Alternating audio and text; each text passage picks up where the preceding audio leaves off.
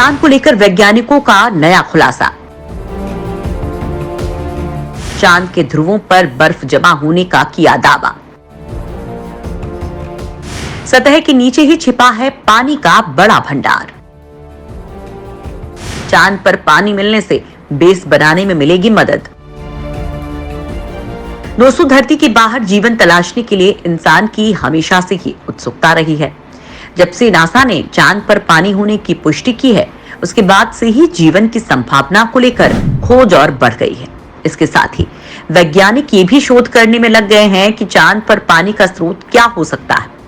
अब एक नई शोध ने बहुत ही अजब नतीजा पेश किया है। इसमें कहा गया है कि चांद पर पानी का स्रोत होने का कारण ज्वालामुखी हो सकते हैं। वैज्ञानिकों का दावा काफी हैरान कर देने वाला है। वैज्ञानिक इस खोज से बहुत उत्साहित हैं, क्योंकि इससे भावी मानव अभियानों की कई समस्याएं सुलझ सकती हैं।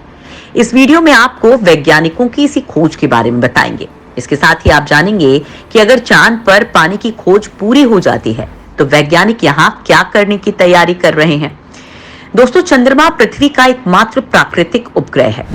आज ये भूगर्भीय दृष्टि से पृथ्वी की सतह सक्रिय तो नहीं है, लेकिन हमेशा ऐसा नहीं था। इस पिंड की सतह पर दिखने वाला सैकड़ों धब्बे इस बात का संकेत हैं कि कभी यहाँ बहुत सारे ज्वालामुखी उत्सर्जन हुए थे। लेकिन नए अध्ययन ने सुझाया है कि इन ज्वालामुखियों की वजह से चंद्रमा पर भारी मात्रा में पानी छोड़ा था, जो आज यहाँ बर्फ की चादर के रूप में मौजूद है। वैज्ञानिकों का कहना है कि चांद पर ज्वालामुखीय गतिविधियां 4.2 खरब साल पहले शुरू हुई होंगी। इसकी सतह पर दिखने वाले बड़े बड़े धब्बे ज्वालामुखीय चट्टानों के ही मैदान हैं, जो बड़े ज्वालामुखी विस्फोटों के कारण बने हैं। वैज्ञानिक ये समझने की कोशिश कर रहे हैं कि क्या इन विस्फोटों से गैसें निकली होंगी जो इसके वातावरण में कैद हुई होंगी, और क्या ये गैसें ठंडी होकर बर्फ के रूप में दोबारा से मंगल की सतह पर गिरी होंगी, जहां पर सूर्य की रोशनी नहीं पहुंच पाती है। वैज्ञानिकों का कहना है कि ये एक संभावना हो सकती है। हमारा मॉडल ये अनुमान लगाता है कि कुल H2O मास का 41% दोबारा से सघन होकर इसके पोल्स पर बर्फ के रूप में जमा हुआ होगा। इसकी मोटाई सैकड़ों मीटर की रही होगी। इस शोध को प्लेनेटरी साइंस जर्नल में वैज्ञानिकों ने पब्लिश किया है। इसे लेकर वैज्ञानिकों का ये कहना है कि चांद पर ज्वालामुखी घटनाओं का काल बहुत छोटा रहा होगा। यहाँ पर हर एल्टीट्यूड पर बर्फ रूपी पानी मौजूद रहा होगा, जो पोल्स पर बनी होगी। शोधकर्ताओं ने ये शोध इस हाइपोथेसिस पर तैयार किया है कि ज्वालामुखी गतिविधि से बने पानी के सारे वाष्प कण सौर हवाओं के कारण खत्म नहीं हुए होंगे। उनमें से कुछ पाले के रूप में सतह पर जम गए होंगे और इस तरह चांद पर पानी उपलब्ध हुआ होगा। इस अध्ययन में शोधकर्ताओं ने कंप्यूटर सिमुलेशन के जरिए चंद्रमा के उन हालातों का फिर से निर्माण किया जो पृथ्वी पर जीवन के विकसित होने से भी पहले थे। उन्होंने पाया कि पुरातन ज्वालामुखियों ने भारी मात्रा में भाप निकाली, जो चंद्रमा की सतह पर गिरी और फिर वो बर्फ के रूप में जमा हो गई। हालिया शोध दर्शाता है कि इन ज्वालामुखियों से शायद बहुत विशाल बादल निकले होंगे, जो कार्बन मोनोऑक्साइड और पानी के वाष्प के बने होंगे। इन बादलों ने फिर एक पतला और अस्थायी वायुमंडल बना लिया होगा, जिसके बाद इनका पानी धीरे धीरे सतह पर आ गया होगा और फिर बर्फ बन गई होगी। शोधकर्ताओं ने कहा कि अगर उस दौर में इंसान होते तो हम चंद्रमा की सतह पर दिन और रात के बीच की सीमा पर एक चांदी की चमचमाती रेखा को देख पाते। इस शोध ने इस धारणा को मजबूत बनाने का काम किया है कि चंद्रमा पर जितना पानी होने का अनुमान हमारे वैज्ञानिक लगा रहे थे, वो उससे कहीं ज्यादा मात्रा में है। इससे पहले भी साल 2020 में एक अध्ययन के आकलन से ये पता चला था कि चंद्रमा की सतह का 15,000 वर्ग किलोमीटर का हिस्सा बर्फ को सहेजने में सक्षम है। इस अध्ययन में बर्फ का ये क्षेत्र अधिकांश हिस्सा दक्षिण और उत्तरी ध्रुव के पास बताया गया था। इसके साथ ही वैज्ञानिकों का ये भी कहना है कि ज्वालामुखी से निकला 41% पानी चंद्रमा पर बर्फ के रूप में जम गया था। इसकी मात्रा करीब 8 क्वाड्रिलियन रही होगी। ये पानी आने वाले समय में मानव अभियानों में चंद्रयात्री के लिए बहुत उपयोगी होगा। इस पानी के संसाधन का उपयोग कर सकते हैं, वो अंतरिक्ष मिशन में कर सकते हैं, लेकिन इन भंडारों को खोजना आसान काम नहीं है। अधिकांश पानी ध्रुवों पर चला गया होगा या फिर चंद्रमा की धूल के नीचे जम गया होगा। भारतीय अंतरिक्ष अनुसंधान संगठन के चंद्रयान-1 ने भी चंद्रमा की डार्क साइड में बर्फ होने की पुष्टि की थी। आपको बता दें कि इससे पहले चंद्रयान ने ही चांद पर पानी होने की भी जानकारी दी थी। इसरो के वैज्ञानिकों की माने तो चंद्रमा के दक्षिण पोल पर मौजूद गड्ढों में भी बर्फ जमा है। इसके अलावा इसके उत्तर पोल पर भी काफी बर्फ है। वैज्ञानिकों का कहना है कि चंद्रमा के डार्क हिस्से का तापमान -156 डिग्री सेल्सियस तक पहुंच सकता है। इससे पहले साल 2009 में अमेरिकी शोध उपग्रह को ज्वालामुखी का रहस्य खोलने में कामयाबी मिली थी। इससे लंबे समय से लगाए जा रहे अनुमान की पुष्टि हुई थी। इस शोध के मुताबिक लूनर टोही ऑर्बिटर ने निचली कक्षा में चांद का चक्कर लगाया। अमेरिकी अंतरिक्ष एजेंसी नासा ने उसी समय ज्वालामुखी में एक रॉकेट स्टेज गिराया था। फिर उसके पीछे एक अंतरिक्ष यान भेजा गया जिसने वहां पैदा हुए गुबार का अध्ययन किया। लूनर खोजी ऑर्बिटर, रॉकेट स्टेज और अंतरिक्ष यान के गिरने की जगहों का कई यंत्रों की मदद से मुआयना किया और गुबार में उसे वहां पानी मिलने की पुष्टि की थी। दोस्तों, चांद हमेशा से इंसानों के लिए जिज्ञासा का विषय रहा है।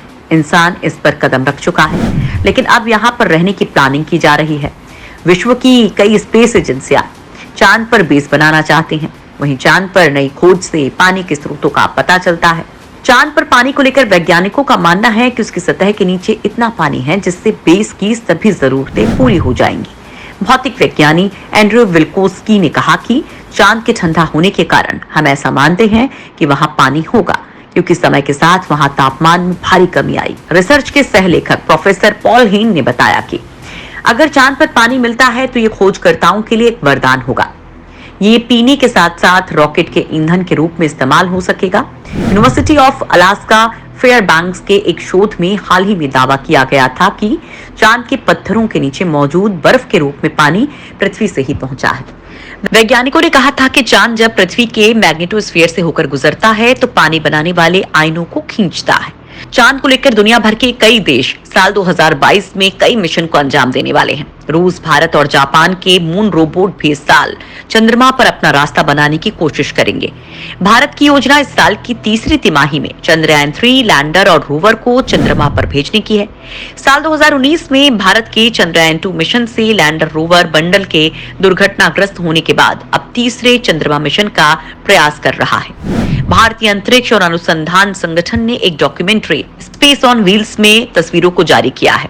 इस डॉक्यूमेंट्री में भारत द्वारा लॉन्च किए गए 75 उपग्रहों को भी दिखाया गया है। चंद्रयान 3 के अलावा 17 मिनट की इस डॉक्यूमेंट्री में देश के आने वाले आदित्य L1 मिशन और गगनयान मिशन के बारे में बताया गया है, जो भारतीय अंतरिक्ष यात्रियों को अंतरिक्ष में लॉन्च करेगा। आदित्य L1 मिशन को पृथ्वी सूर्य प्रणाली के पहले लैग्रेंज बिंदु में रखा जाएगा। ये सूर्य के कई गुणों जैसे कोरोनल मास इजेक्शन के डायनेमिक्स और ओरिजिन के बारे में पता लगाएगा। भारत पहले से ही यूरोपीय अंतरिक्ष एजेंसी के साथ मिलकर चंद्रमा और सौर मिशनों को ट्रैक करने के लिए एक नेटवर्क बनाने के लिए काम कर रहा है। दूसरी तरफ नासा साल 2024 तक चंद्रमा के दक्षिणी ध्रुव पर पहला मानव शिविर आर्टेमिस स्थापित करने की तैयारी कर रहा है। नासा फिलहाल आर्टेमिस कार्यक्रम पर काम कर रहा है, जिसका उद्देश्य 2024 तक चंद्रमा पर मनुष्यों को उतारना है। नासा की NASA plan for sustainable lunar exploration and development शीर्षक रिपोर्ट में इस बात की विस्तृत जानकारी दी गई है कि अंतरिक्ष एजेंसी कैसे 2024 मून लैंडिंग मिशन को पूरा करेगी। शुरुआती योजना चंद्रमा और ब्रह्मांड के बारे में अधिक जानने के लिए वहां पर 1 से 2 महीने तक रहने की है। वहीं जापान की स्पेस एजेंसी JAXA इस साल चांद पर एक लैंडर उतारने की योजना बना रहा है। Smart Lander for Investigating the Moon नाम के इस मिशन के साथ चांद पर लैंडिंग तकनीक का परीक्षण किया जाएगा। ये मिशन फेशियल रिकॉग्निशन सिस्टम के जरिए चांद पर मौजूद गड्ढों के बारे में जानकारी इकट्ठा करेगा। इसमें एक X-ray Imaging and Spectroscopy Mission नाम का स्पेस टेलीस्कोप भी होगा। वहीं रूसी स्पेस एजेंसी रोसकॉस्मोस के मुताबिक रूस इसी साल जुलाई में लूना 25 लैंडर मिशन चांद पर उतारेगा। ये पूरी तरह देश में बना लैंडर होगा। 45 सालों से ये चांद पर रूस का पहला मिशन होगा। दक्षिण कोरिया की space agency Korea aerospace research institute इस साल अगस्त में चांद के लिए अपना pathfinder lunar orbiter mission launch करने वाली है।